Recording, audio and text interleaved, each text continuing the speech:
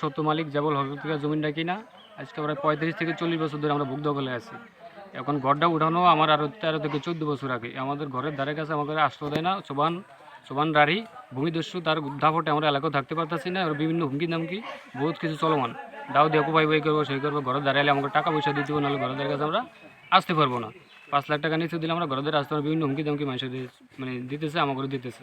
এই ভয়ে আমরা ঘরের ধারে কাছে আইতে পারতেছি না। আমাদের সহযোগিতা আমরা কামনা করি।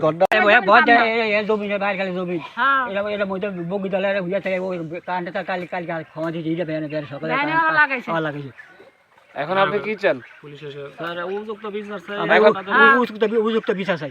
দেশের বর্তমান প্রধানমন্ত্রী তারেক জিয়া যেই সঠিক সিদ্ধান্তে রাজনীতি করছেন এবং কি আমাদের জোট নেতা ব্যারিস্টার আন্দালিব রহমান পার্থ ভাই যেই সঠিক নীতিতে রাজনীতি করছেন, এলাকার একজন প্রভাবশালী বা ভূমিদস্যু অপরাধজনক কাজ করিয়া বেড়ায়, এই একজন লোকের মাধ্যমে হিন্দু সমাজের লোক সাধারণ সংখ্যাগরিষ্ঠ কম, কিন্তু কম হোক, তারা তো মানুষ হিসাবে আমরা যদি আমাদের দেশে যদি কেউ এই হিন্দু সমাজের আংশিক কিছু মানুষ অথবা 5% এদের উপরে একটা জবরদখল করিয়া, এদের ভূমি দখল করিয়া জবরদখলভাবে এগুলো করিয়া যে আমাদের নেতা লিডারের বা দলের বদনাম করবে, এমন কিছু আমরা চাই না।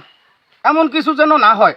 আমি বাংলাদেশের প্রধানমন্ত্রী এবং কি রাজনীতিবিদ বা মিডিয়া কর্মী সমাজসেবক যারা আছে তাদের কাছে আকুল আবেদন করে জানাবো যাতে এই জিনিসটা সঠিকভাবে দেখা হয়। আমি ওষুধের লিখে দিই না এই গায়ে সুধাংশু খাইতে আছে যে, কিন্তু এর মধ্যে কাগজ কলমের কার কি যে কাগজটা সত্যি এই যে জমিনটা হয়। আমি বহুত চেষ্টা করছি আমার নেতা কর্মী নিয়ে এবং আমার উপরের নেতা কর্মী নিয়ে, কিন্তু এর মানান জানা এর পিছনে যে কি মানে একটা বিশাল একটা ক্ষমতা, এটা আমি বুঝতে পারি না এখনো। হ্যাঁ, এত বড় নেতা মানে আমার উপরে হেগরও মানে না, এবং পুলিশ মানে না, দারোগা মানে না, মানে আইনি মানে না। এইটা হলো সুধাংশু কি না আরো বাড়াক্ষণ এই জমি দল করে কাঠ বুলিয়া দাবি করে ওই লোকে এই লোকটা এই লোকটা হলো সোবান আলী।